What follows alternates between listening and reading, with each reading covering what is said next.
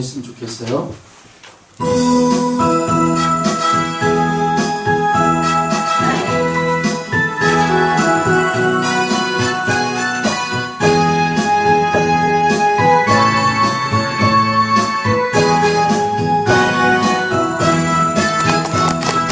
나의 등 위에서 나를 도우시는 주, 나의 인생 길에서 지치고 원하여 내일처럼 주저앉고 싶을 때 나를 밀어주시네.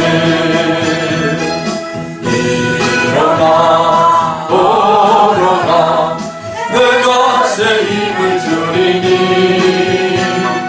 일어나 너 걸어라 내 너를 도우리. 나의 등 뒤에서 나를 도우시는 주, 평안히 길을 갈 때 보이지 않아도 지치고 나여 넘어질 때면 다가와 손 내미시네. 아멘. 일어나 걸어라 내가 새 힘을 주리니, 일어나 너 걸어라 내 너를 도우리. 나의 등 뒤에서 나를 도우시는 주, 때때로 뒤돌아보면 여전히 계신 주, 잔잔한 미소로 바라보시며 나를 책정하시네. 일어나 걸어라 내가 새 힘을 주리니, 일어나 너 걸어라 내 너를 도우리. 할렐루야. 일어나 여러분 걸으십시오. 하나님께서 저와 여러분과 함께 하실 것입니다. 여러분을 도우실 것입니다. 여러분들의 삶의 자리에 어떠한 문제가 있든지 하나님을 의지하십시오. 하나님을 바라보십시오. 그 하나님의 강한 오른손으로 저와 여러분을 붙잡으시고 일으켜 세워 주실 줄로 믿습니다. 오늘 이 시간 저는 이 찬양을 통해서, 이 가사를 통해서 우리 모든 성도님들이 다 같은 마음인 줄로 믿습니다. 하나님, 제가 주저앉고 싶지만 하나님 오늘 우리에게 주시는, 나에게 주시는 이 말씀을 붙잡고 내가 일어나기를 원합니다.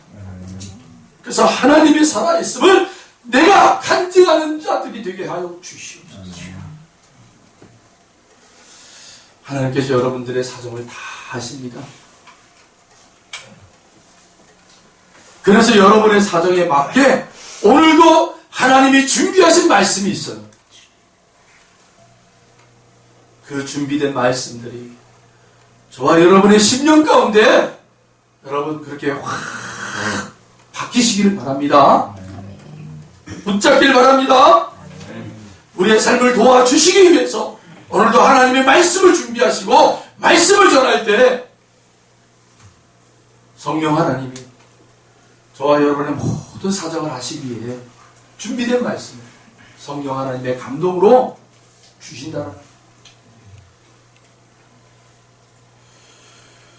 오늘 이 자리에 오신 성도님들에게도 여러분들의 모든 것을 아시는 주님께서 준비된 말씀을 주실 거예요.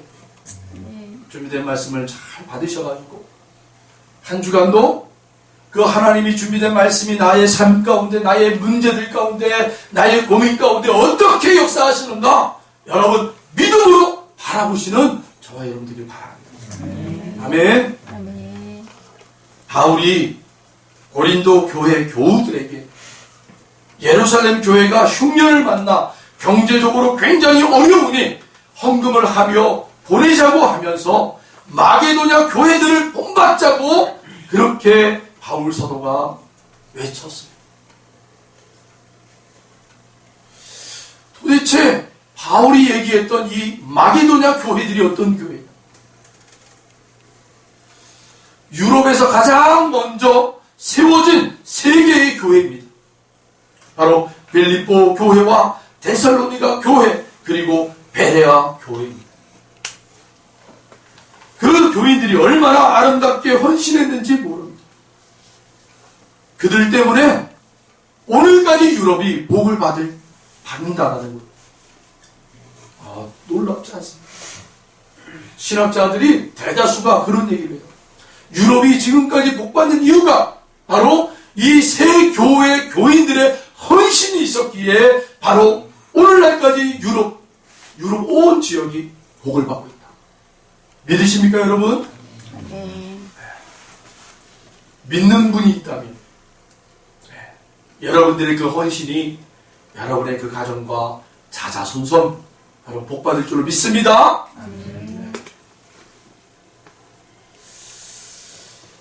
여러분, 미국의 청교도들 있잖아요.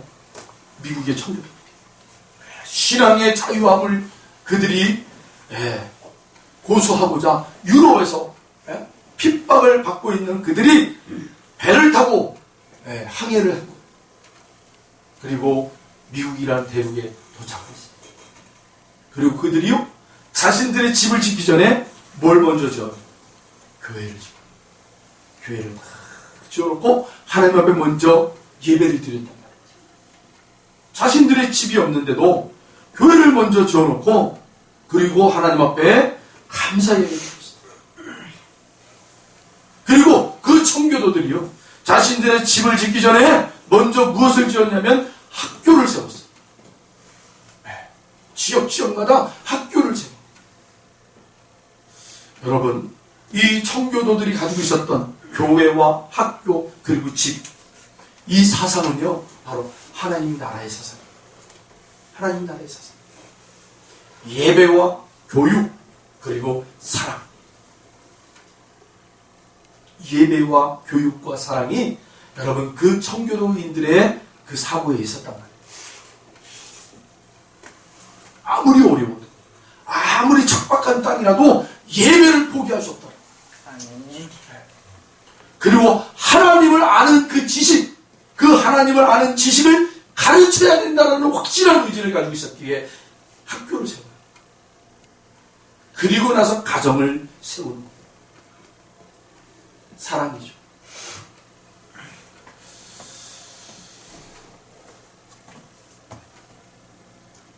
이 마게도냐 교회들이 어떤 헌신을 했기에 바울 사도가 우리가 이 마게도냐 교회를 본받자라고 하면서 외쳤습니다. 오늘 본문 5절이 마게도냐 교회에 대한 확실한 그런 설명을 해주고 있어요. 5절 같이 한번 읽어보겠습니다. 5절입니다. 우리가 바라던 것뿐 아니라 그들이 먼저 자신을 주께 드리고 또 하나님의 뜻을 따라 우리에게 주었도다. 아멘. 그들은요 물질만 보낸 것이 아니었어요.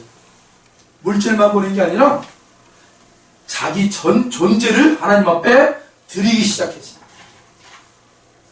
살아도 주의 것, 죽어도 주의 것이라는 그런 신앙의 고백을 하고 있었던 거예요. 예수님을 믿으면서도 나는 내 것이다 라고 그렇게 사는 분들이 있어요. 예수님을 믿으면서도 나는 내 거야 하고 그렇게 살아가는 사람들이 있어요. 그런 사람들이 교회까지도 자기 것이라고 생각해요. 그래서 교회를 이용하죠.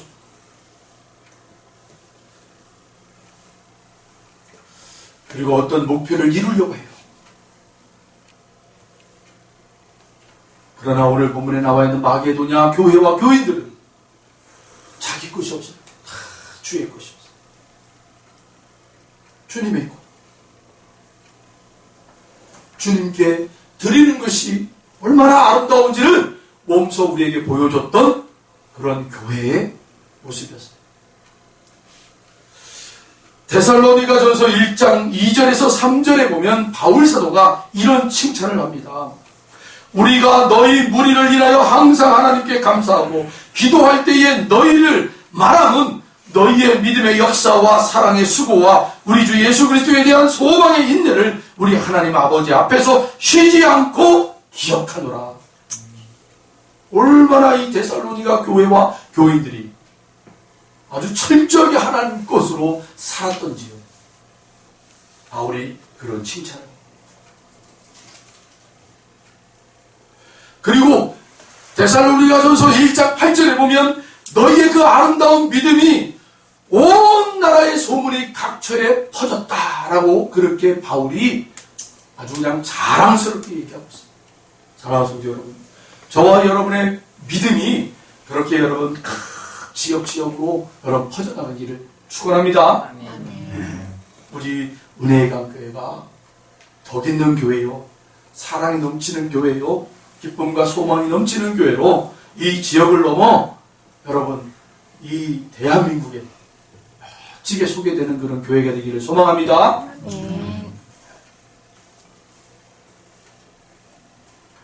빌립보 교회도 얼마나 바울 사도가 보기에 기뻤던지요. 빌립보서 4장 1절에 보면 이런 고백을 합니다. 나의 사랑하고 사모하는 형제들, 나의 기쁨이요 멸류관인 사랑하는 자들아. 바울 사도가 얼마나 빌립보 교회와 교인들을 칭찬해요.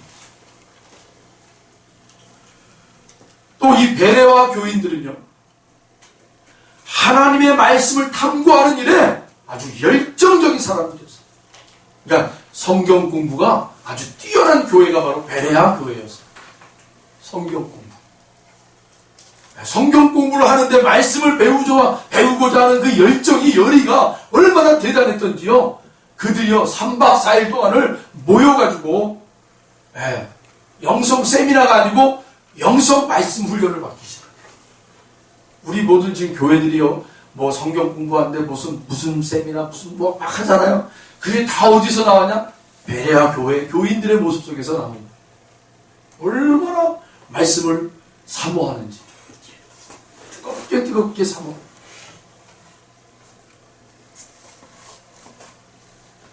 오늘 예수님을 믿으면서도 자신이 자신의 주인인 줄로 아는 사람들이 참 많아요.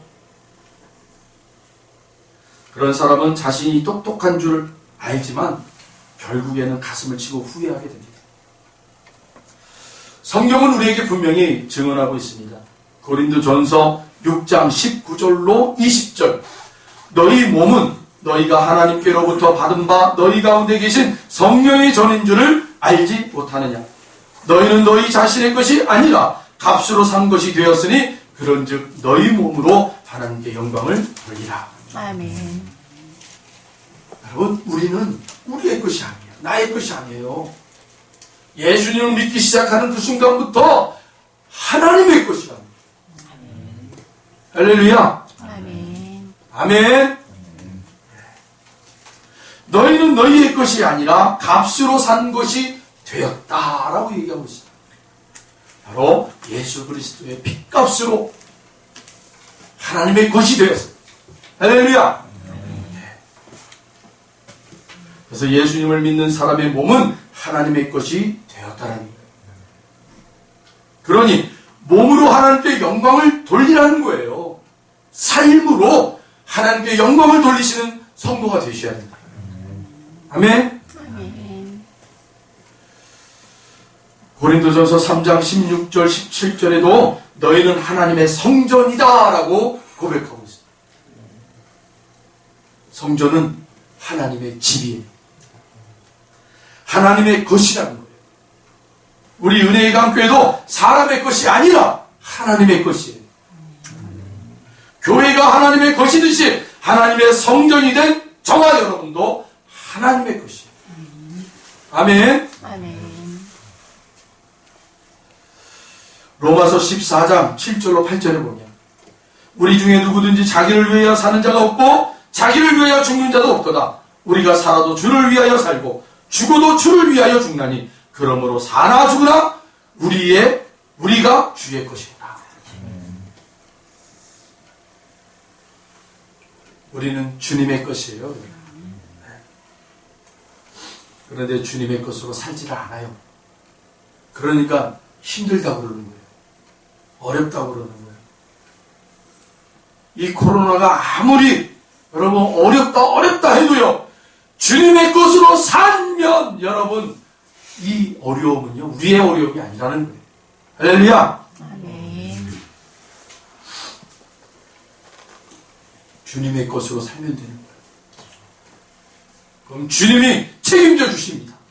아멘. 예. 경기도 한 도시에서 어떤 교회에 있었던 그 이야기예요. 실제 우리나라에서 저 파주 쪽이 어딘가 그런데요.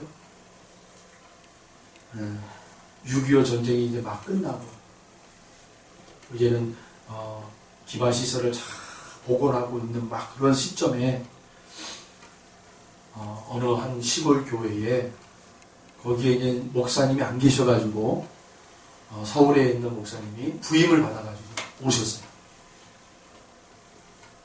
그 목사님 오셨는데 교회가 너무 허름한 폐가 쳐요.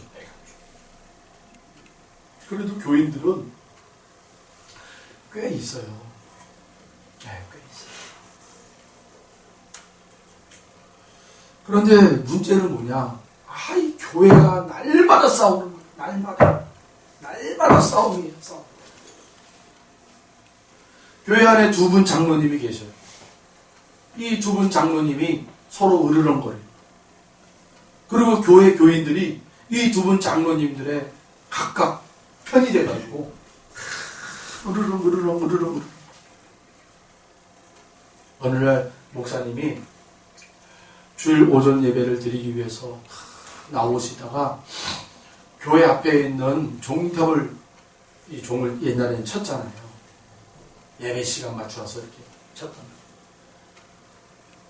말이에요. 그런데 이 언덕에 있는 종탑을 치고 내려오면은 예배의 시간에 늦을 것 같으니까 때마침 자기 막내 아들이 주일학교를 끝내고 막 돌아올 쯤에 만나게 된 거예요.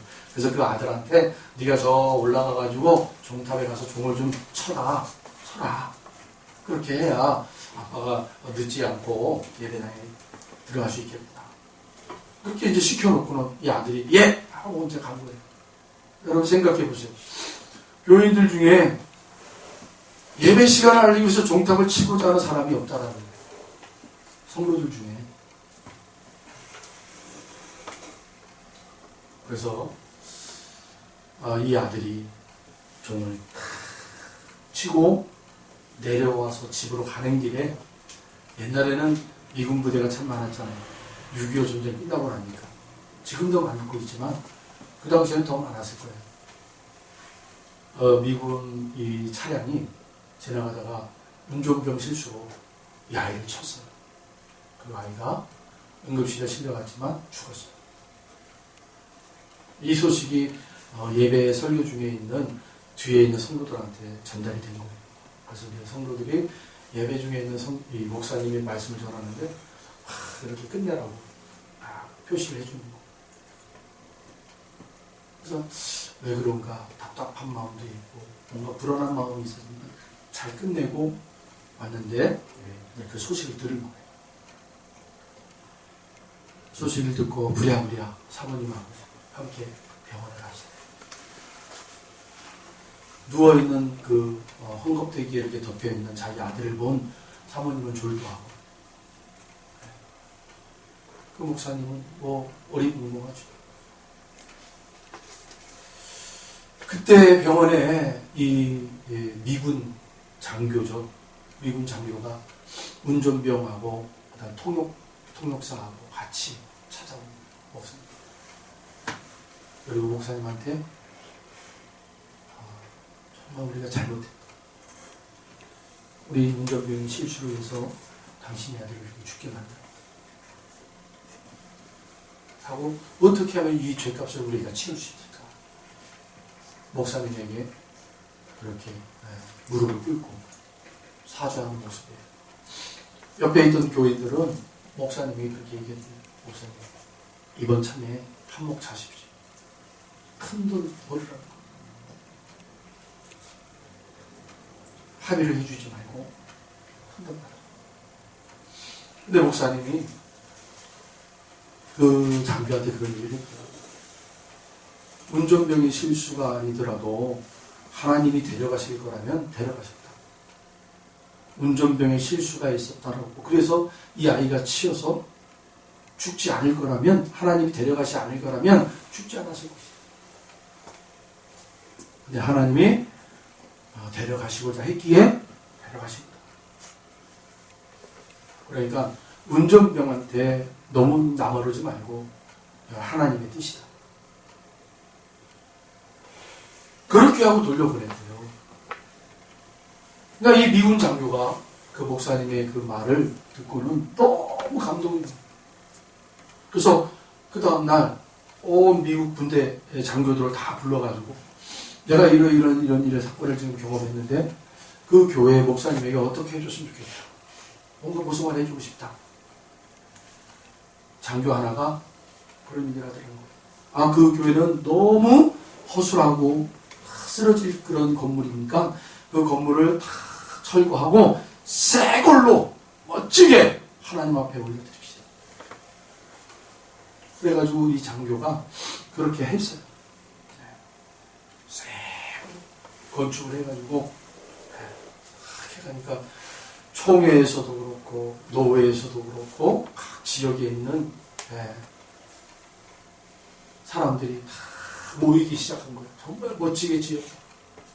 하나님 앞에 봉헌하는 그 순간에 다 예배드리고 찬양하고 봉헌이 다 끝나고 이제는 마지막으로 순서가 뭐였냐면 거기 수석 장로님, 그 교회 수석 장로님이 교회당 그 키 있잖아요. 옛날에는 그 키를 그 목사님에게 헌물하는 그런 순서가 있었고, 이 수석 장로님이 교회당 키를 가지고 나와서 목사님에게 단상 위에서 올라가서 드려야 되는데 이 장로님이 올라가지를 못하는 거예요.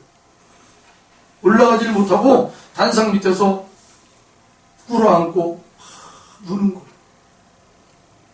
그 목사님이 장로님 빨리 올라오세요. 빨리 올라오세요.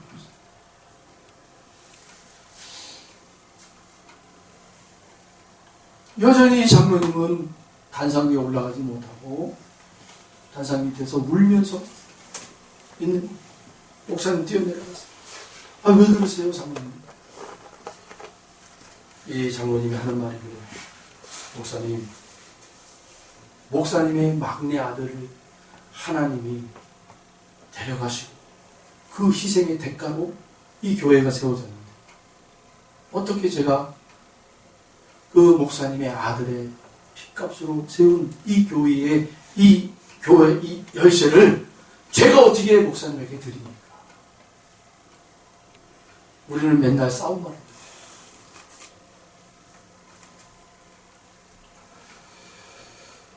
그랬더니 이 목사님이 장로님을 끌어안고 펑펑 울면서 아닙니다. 하나님이 이 교회를 세우기 위해서 내 아들을 데려가신 거니 그런 생각하지 마십시오. 더 멋지게 우리가 교회를 부흥시키고 하나님 앞에 영광을 돌리면 되는 것입니다. 같이 울었더라. 거기에 있는 모든 사람들이 같이 울었더라.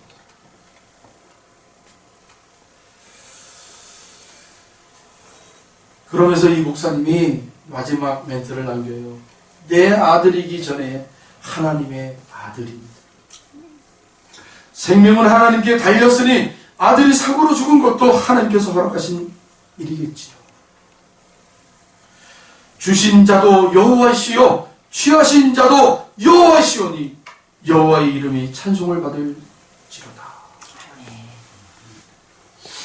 그렇게 마지막 욥의 그 고백을 대신하여 이 목사님이 말씀을 전하고 끝냈다. 이 일이 있고 난 후에 교회가 정말 아름답게 여러분 그렇게 향기가 나는 교회가 됐어요. 그래서 지역에 아름다운 향기를 내뿜는 그런 성도들의 모습으로 변화가 되고 많은 영혼들이 이 교회를 찾아와 신앙생활합니다. 사랑하는 성도 여러분, 저와 여러분도 주님의 것으로 살면 감동을 줄 수 있어요. 아멘. 왜 우리가 지옥에 감동을 주지 못합니까? 내가 내 것으로 살기 때문에 감동을 못 줍니다. 내가 주님의 것으로 살면 감동을 줄 수가 있어요. 우리 찬송가 50장 이 찬양을 하실 때 여러분 가사에 나와 있는 가사를 음미하시면서 여러분 함께 찬양했으면 좋겠습니다.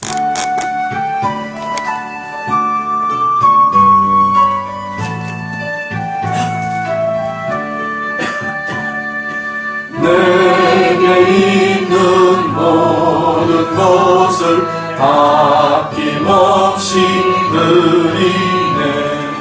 사랑하고 의지하며 주만 따라 살리라. 주께 드리네. 주께 드리네. 사랑하는 우주 앞에 모두 드리네. 주께 드리네. 주께 드리네. 주께 드리네. 사랑하는 우주 앞에 모두 드리네.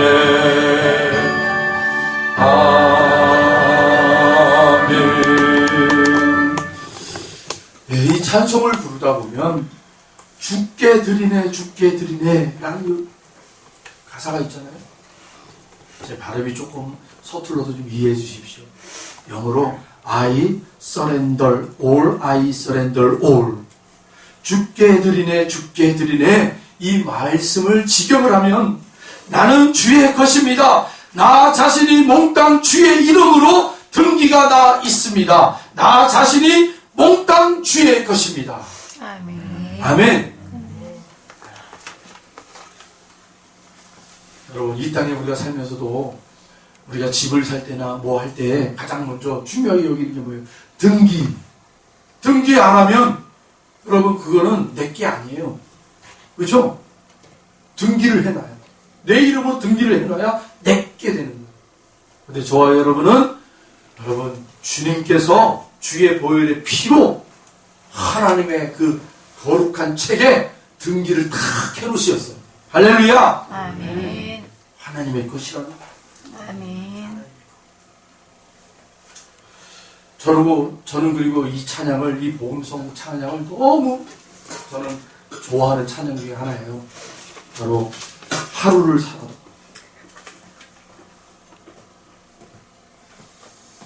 이 찬양의 가사처럼 저도 살고 싶어요. 하나님 앞에 저는 큰 소망을 안 가지고 한 사람의 신앙인으로서 하나님 이 가사처럼 저도 하나님 앞에 그렇게 살기를 원합니다. 제 신앙이 좀 이렇게 무뎌지거나 희석되어지기 전 때 제 스스로가 저를 자꾸 이렇게 다독일 수 있는 때 이 찬양을 저는 불러요. 그래서 나를 굉장히 좀 이렇게 다시금 무장시키는 여러분 그런 고백으로 이 찬양했으면 좋겠어요.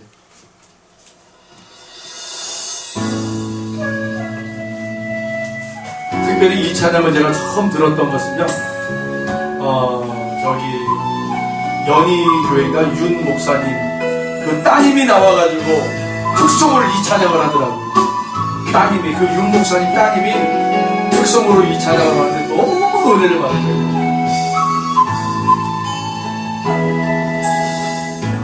하루를 살아도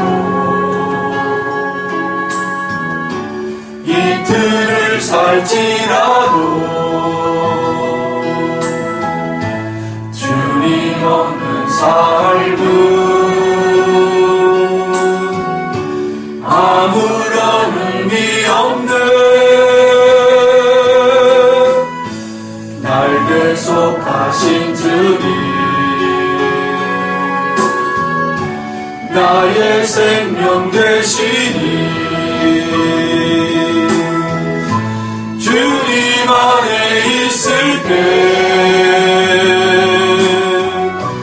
나의 영혼 평안해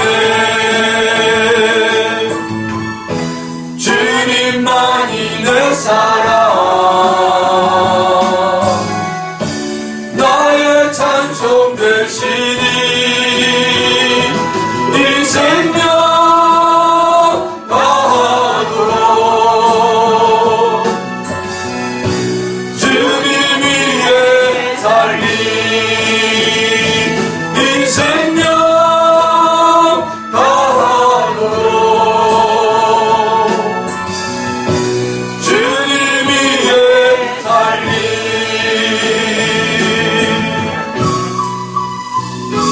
할렐루야. 아멘.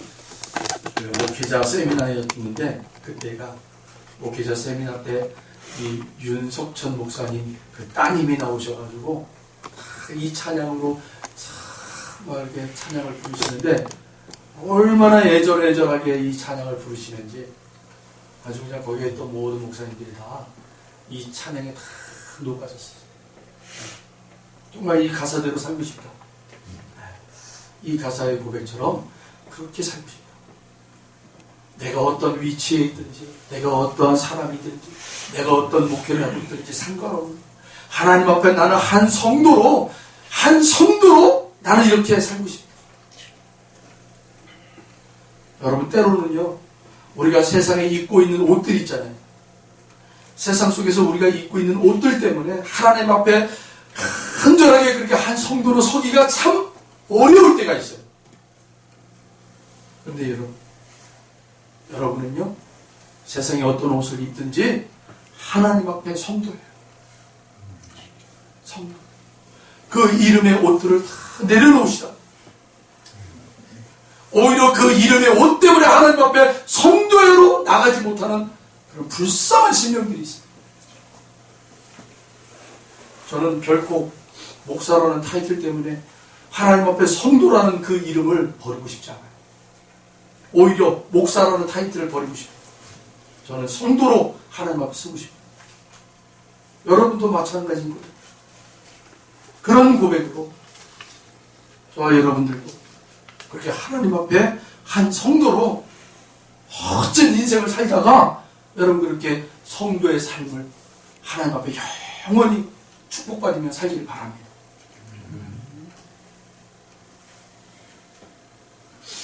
오늘 본문 9절을 우리 한번 읽어볼까요? 오늘 본문 9절이 같이 한번 읽어보겠습니다.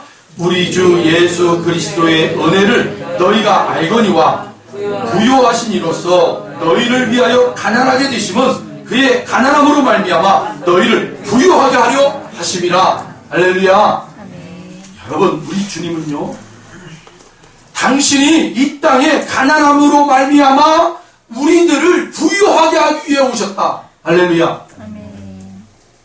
그러니까 성도는 주님 것으로 살게 되면 점점 나아지는 삶을 살게 되는 거예요. 아멘. 이 말씀대로 주님은 가난한 모습으로 오신 이유가 뭐냐면 우리들에게 부요함을 주기 위해서예요. 부요함. 그 부요라는 것은 두 가지 의미가 있어요. 첫 번째는 하나님의 나라의 부요를 말하는 거예요. 두 번째는 이 땅의 부요예요. 할렐루야. 철저하게 주님의 것으로 사십시오. 때로는 여러분들에게 부어주신 것을 주님이 필요하여 가져가실 때도 있지만 여러분 하나님이 또 채워주십니다. 아멘. 할렐루야. 아멘. 그런 삶에 익숙해져야 돼요 우리가. 네. 그럼 어느 때가 되면 하나님이 이제는 채우시는 하나님으로 우리에게 은혜를 베푸셔요. 그 과정 속에 우리가 테스트를 받는 거죠. 그래 내가 요만큼 줬는데 내가 이거 필요하다. 내가 한번 사용해야 돼. 그때 우리가 어떻게 반응하느냐. 하나님 주신 이도 하나님이시오. 가져가시는 분도 하나님이시오. 아멘. 그런 멋진 고백을 하길 바랍니다. 아멘. 우리의 인생의 삶의 자리에서 신앙의 삶을 사는 것은 무엇이에요? 바로 욥이 이런 고백을 했던 것처럼 하나님 우리를 다스리는 거예요. 믿음의 장성한 분량을 가질 수 있도록 믿음의 부유한 자가 될 수 있도록 하나님 우리를 다독이시며 이끌어 가십니다.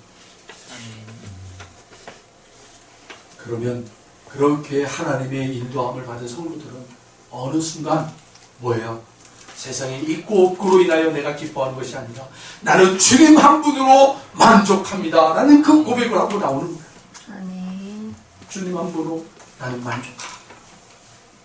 요동치지 않아요. 세상의 것으로 요동치지 않아요. 주님이 나의 반석이 되어주십니다. 중심추가 되어주십니다. 내 가정에 주님이 중심추가 됩니다.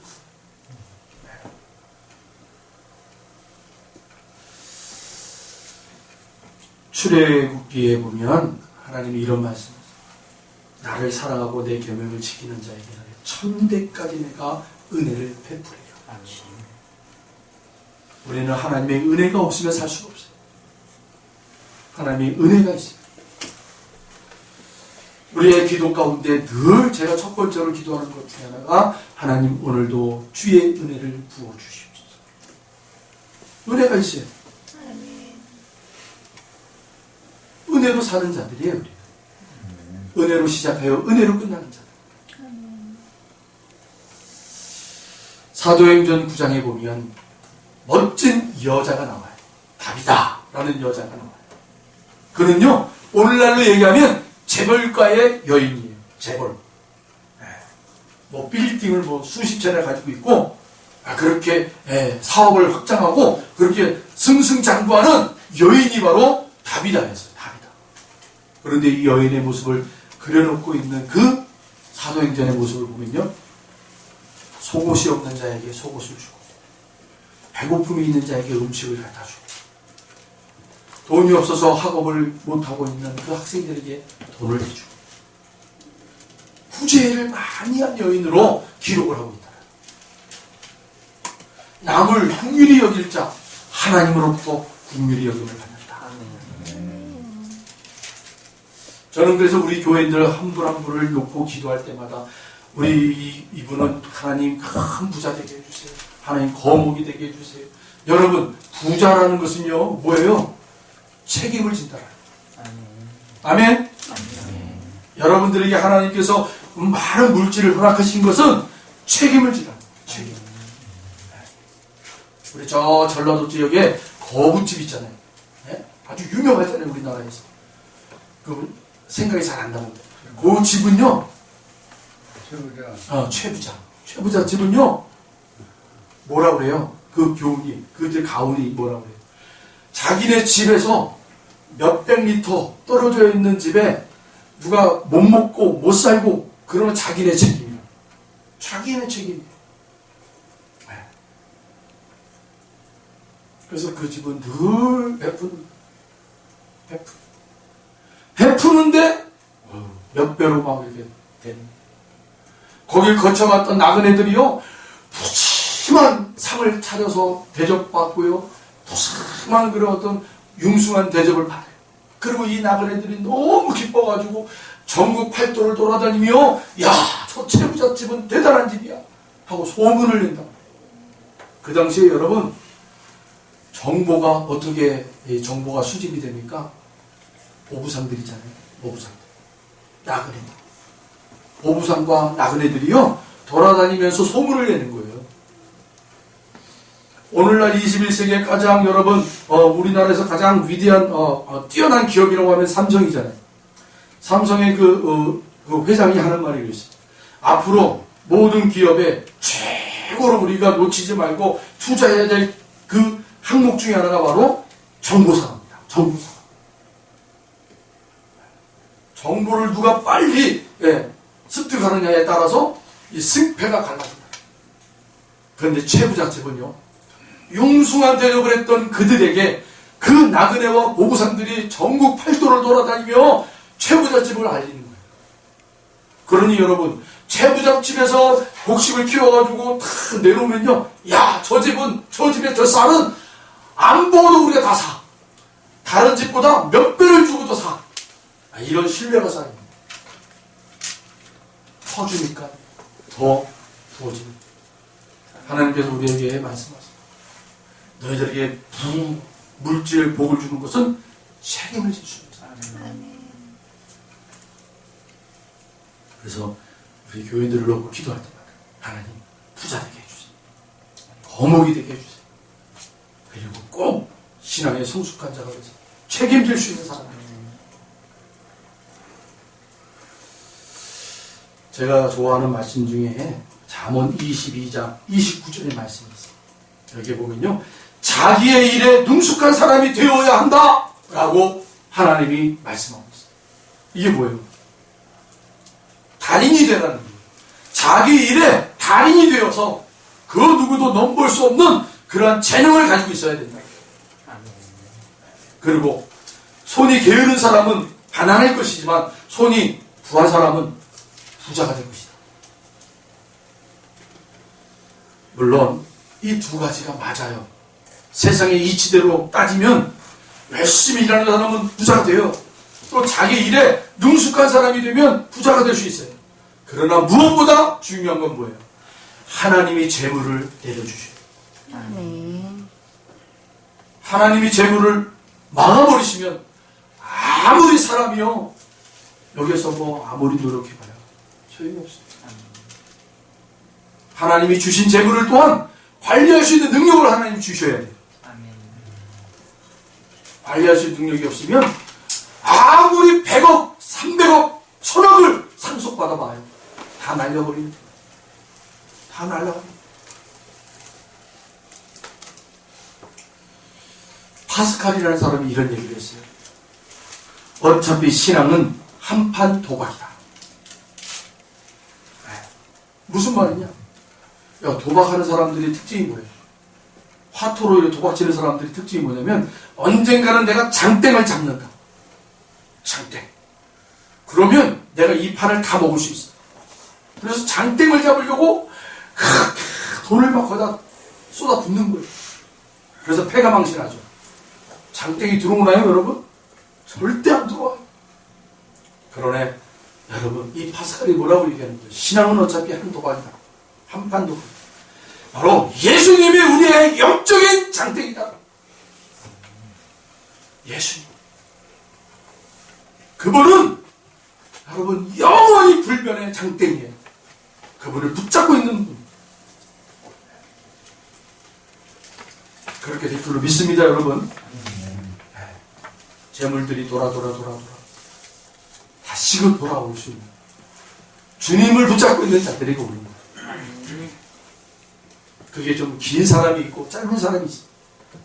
그러나 결국은 이 믿음의 장땡인 예수님을 붙잡고 있는 자, 그런 그 판을 먹는 거예요. 이 파스칼이라는 사람이 그런 얘기할 정도면 여러분 한번 예수님을 꼭 붙잡으세요. 할렐루야! 오늘 저와 여러분도 여러 삶의 자리에서 어려움이 있고 힘듦이 있지만 예수님을 꼭 붙잡고 여러분 그렇게 여러분의 삶을 잘 이겨내시길 바랍니다. 그러면 예수님이 우리에게 힘을 주시고 예수님이 지혜를 주시고 반드시 여러분의 삶이 회복될 줄로 믿습니다. 기도하겠습니다. 하나님 감사합니다. 우리들의 그 작은 헌신이 정말 복이 될 줄로 믿습니다.